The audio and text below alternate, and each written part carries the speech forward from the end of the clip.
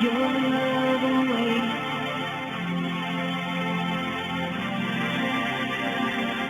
I go out every night and sleep all day. Your love.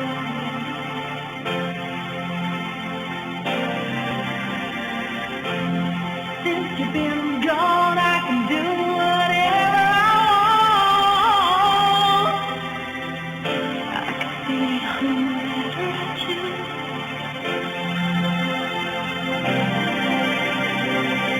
I can eat my dinner in a fancy restaurant, but nothing, I said nothing can take away this love, 'cause nothing compares to you.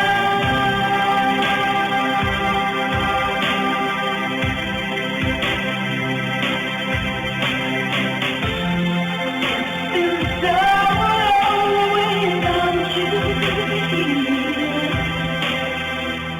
like a bird without a song.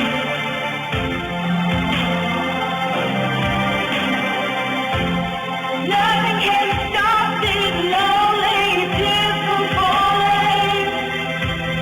Tell me, baby, where did I go wrong?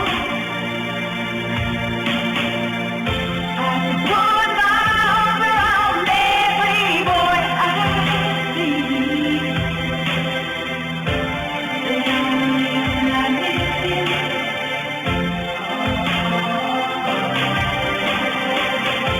I went to the doctor, guess what he told me?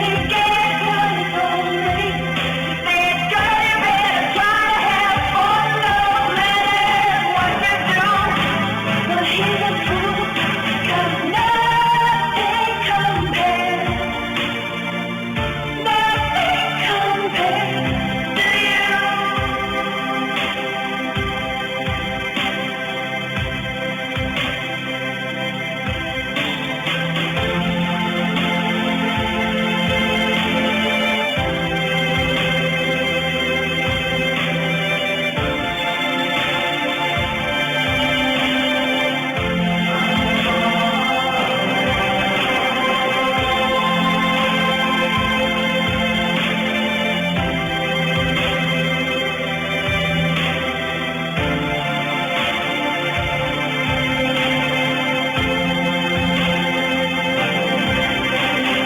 All the flowers that you planted, mother, in the backyard,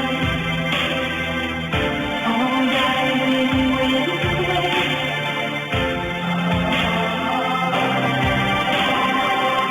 I know that living with you, baby, was sometimes hard, but I'm willing to give it another try. Nothing compares to you. Nothing compares to you.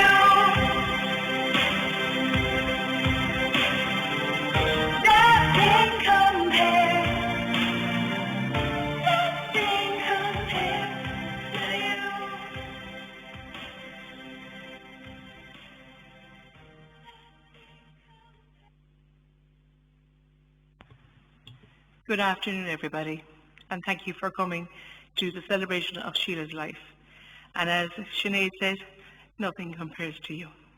So I'd like to call on Paul, Ethna, Andrew, and Marianne, please.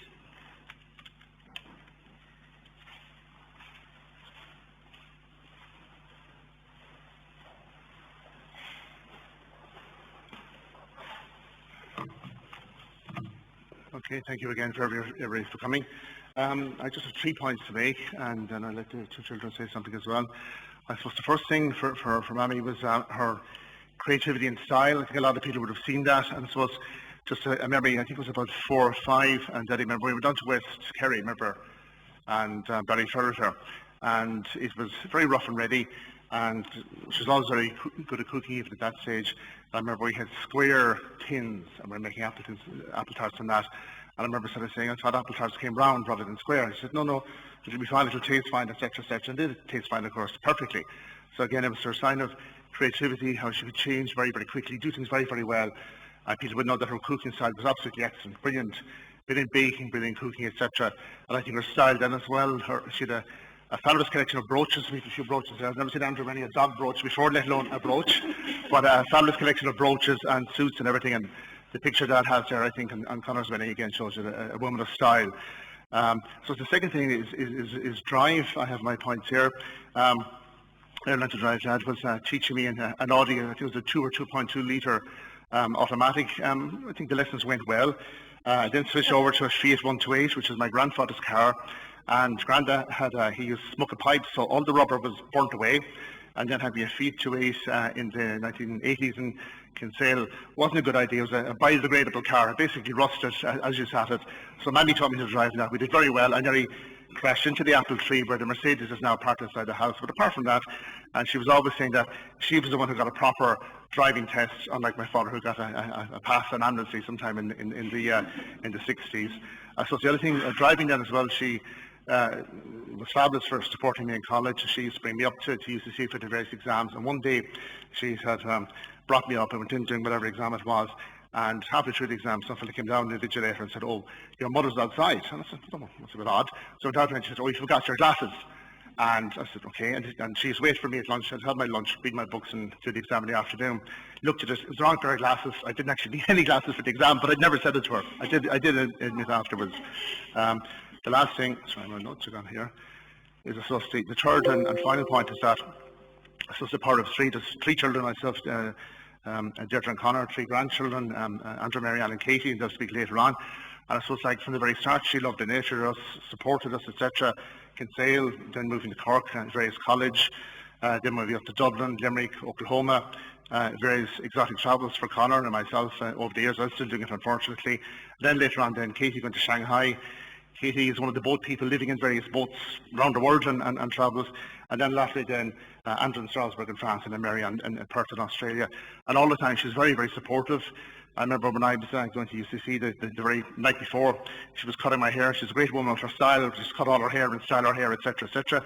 And I remember she saying to me, "Oh God, I wonder what will ever become of you." And I thought, God, this is a real philosophical thing. I don't really want this on the Sunday before into college. And she says, "Oh, you'll probably be okay, you'll do fine." And I think I did okay and I did fine. We all did, all 3 of us, all the grandchildren did as well. And I think the last thing is if you ever go to St. Paul's Cathedral in London, I don't know if anyone ever did, and it was Christopher Wren, and there's statues of kings and whatever there. But in Wren, there's no statue, nothing, but simple grave.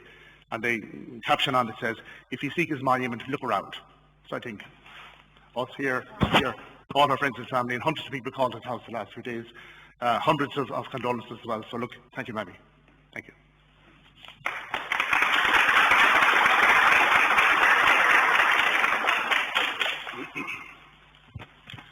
I think we'll all remember Sheila or Nana in her own unique way, whether that be as a wife or a mother, or to me, and to Marianne and to Katie as a grandmother.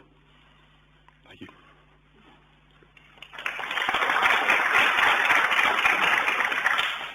I'll keep it short.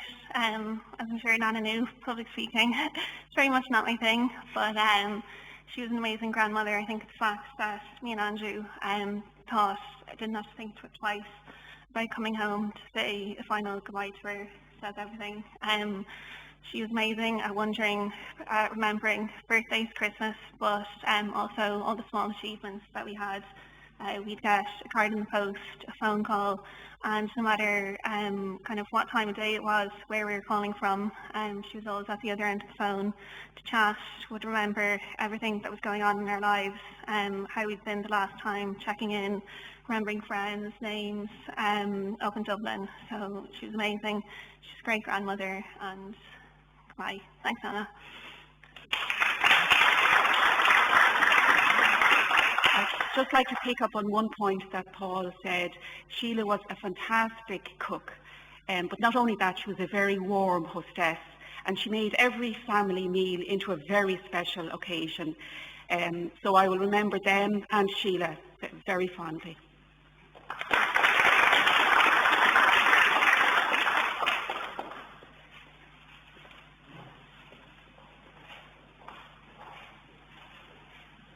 Thank you. I know Connor and Heather, please.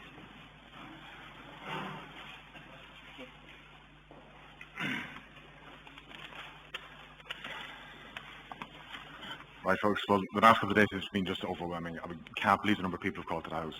I think it was 280 people called to the house in 2 days, and it's just been staggering.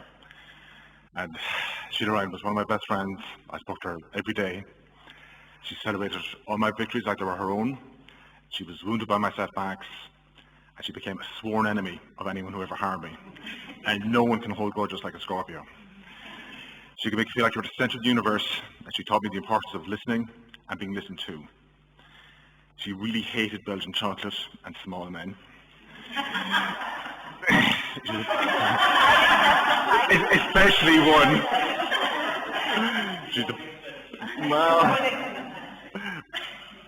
She's the best card player I ever knew, and she and my father set my expectations for relationships, and I will miss her every day. Goodbye, Ma'am. I love you very much.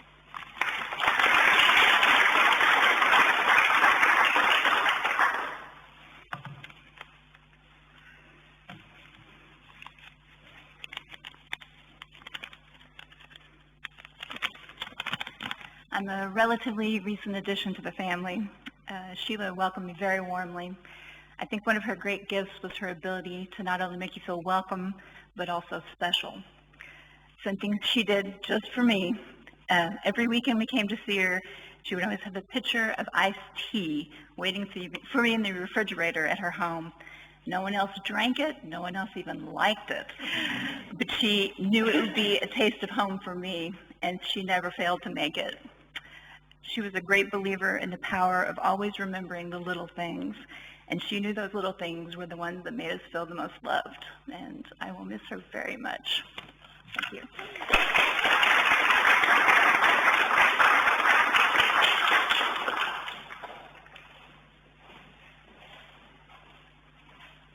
Now, Casey and Tyke.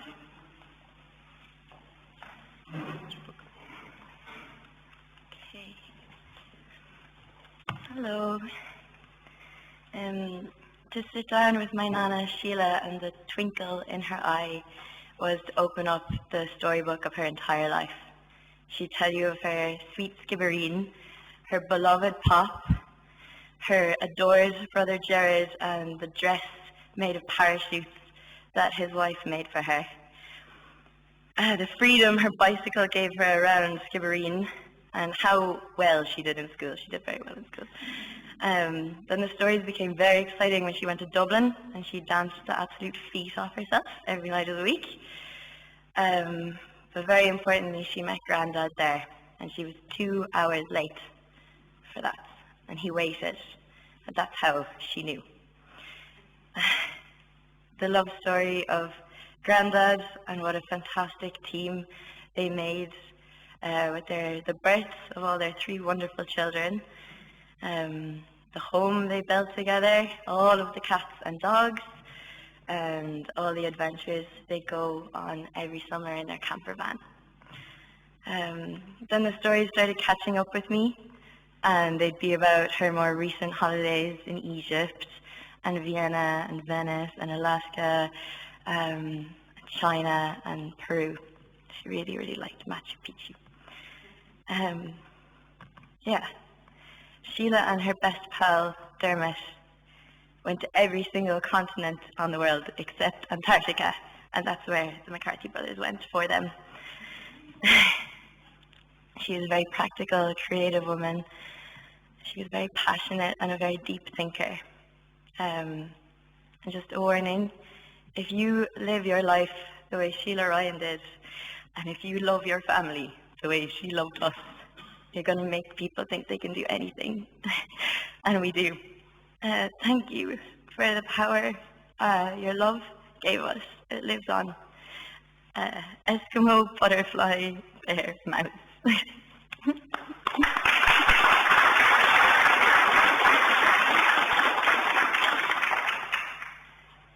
short few words. I didn't realise she didn't like short for me. Now, if I did, my speech would be slightly different.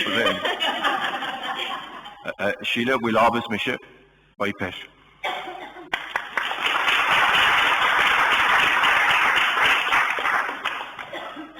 So first, I'm just going to read a poem first, one of Mama's favourite poems. Had I the heavens embroidered cloth, enwrought with golden and silver light, the blue and the dim and the dark thoughts of night and light and the half-light, I would spread the cloth under your feet, but I, being poor, have only my dreams. I have spread my dreams under your feet. Tread softly, because you tread on my dreams. So, when I wrote the piece for Mam, and for the family, for RIP, certain words kept coming to mind: cherished and beloved. But really, there are no words that really can express what a wonderful wife, mother, nana, and friend Sheila was.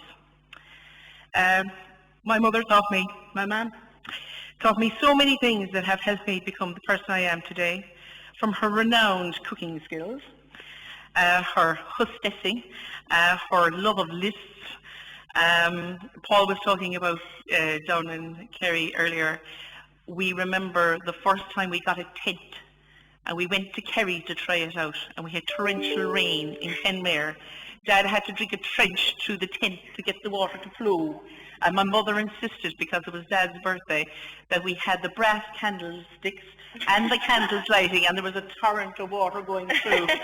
And they all thought we were the craziest people ever from Kinsale, but that's how my mother did the style. And I had a tablecloth, just to tell you. As well, she had her beautiful flower skills, and Paul touched on her creativity, her style. Everybody knew Mam's style. She was just so gorgeous. And she loved earrings as well, which she also passed on to me, the love of earrings. And the other thing that I think is probably the most important is that her generosity with her time for others, whether it was her family or her friends or the community, because she was fantastic in Kinsale community. And she got roped into so many things, I swear to God. Like, she was just asked to do one thing for 2 weeks, and then it turns into 2 years or 3 years, being her brown owl and being the play school and fundraising and jumble sales and coffee mornings. So what I will say is I will miss you so much. I miss the chats, I miss the Scrabble games, and I miss the glasses of wine. But most of all, I'm going to miss Ma. So now I'm going to get my father to come up here. Thank you. Do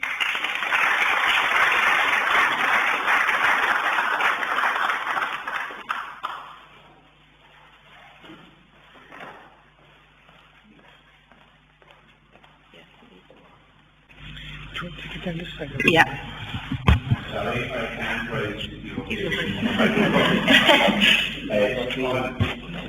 the last speaker or any kind of a conference or a council meeting, because everybody has said what is to be said, and my children have paid great tribute to Sheila. She's a fantastic woman. She was my life and soul, I suppose, and we did an awful lot of things together in travel. In meetings, we travelled, I suppose, almost every county in Ireland. We only went into the north once. Oh, that was when Paisley was there, like, so she didn't like to go to the north. We went to Armagh. Armagh's in the north, isn't it? It has to be changed sides, yes. No, she was a great driver. She loved travelling. And one of her great insults she got, actually, when she went for the driving test the first time, she was failed by a fellow from Skibbereen, her own town. And the reason he failed her, because she was expecting. He said, you shouldn't go for a driving test when you're expecting. It's not done, because you put the tester under pressure to get it to run through or drive through. The other driving experience she had, when we bought the camper van, we went to Austria.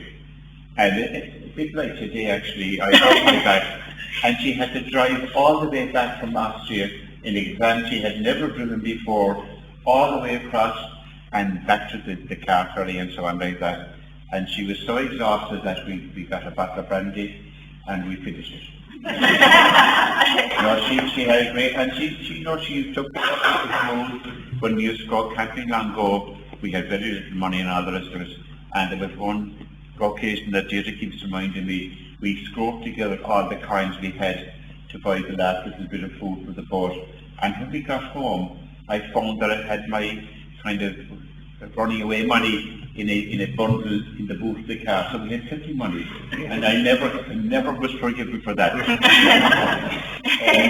I miss her terribly because she was, I say, we were Hollybank Road. Some of you will remember that, and the photograph of the two of us standing on the steps of her flat back in 1962. So it's a long time ago since we started off together, and I wouldn't miss a day. She was that good. She loved reading as well. Conor there put books online or borrow box, and she's got great value out of that in the last 2 months. Unfortunately, in the last 2 weeks, she wasn't able to manipulate it and that, and she lost out. But the last book she wrote actually was the Adrian Moore. You know, we heard it years and years ago until it came out first of all, and that was the last book she read in the last week before last, and that. She liked poetry. Deirdre had the Tread Softly, which I tried in my dreams, and a great favourite of hers was the village schoolmaster. Something under the current was there against me. Remember, still the wonder grew that one small head could carry all he knew was her punchline in that. And I suppose the one that we both loved was Creena Arti Lera. I don't know if any of you remember that, but there's after Larry was the famous patriot who was killed, and it started off McGraw the Gangan who Lord of Baccaho, a county in Florida, who for whole Arabic McCree candidate that Dailies or Mahalla if father for Canada.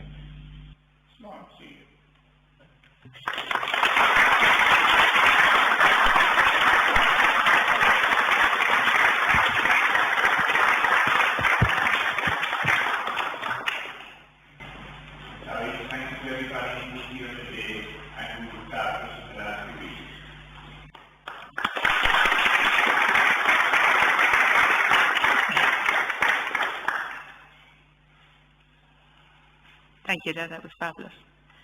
And just to say a thank you again, we want to thank the staff of Haven Bay for looking after Mum so well in the last couple of weeks. Marketplace Surgery, especially Dr. Caroline O'Dowd. Gabriel and Donovan have done a lovely job and have been very supportive, especially that Mum was waked at home for 2 days. As someone said to me, sure, you'd have to do the double trouble, wouldn't you? It was so important. It was Mam's wishes to be waked at home. She had everything chosen. She had discussed this for many a year with us, so we all knew what had to be done. And Katie was on tablecloth duty to iron them all out, the laying out cloth. So they've done full circle all the way to Skibbereen and back again. And we want to thank again, as the boys have touched on, the hundreds of people that turned up to the home, and all the people who also did. We sympathised both online as well. It was just phenomenal. We haven't even really got to grasp with some of the just wonderful messages, plus all the messages that have come into our phones as well and by email. So just to thank you for all those, are just profound. And we just finally would like to say we'd like to invite you back to the Trident when we return to Kinsale. Join us for a drink and something to eat. And we just want to say goodbye to Sheila. Goodbye, Sheila.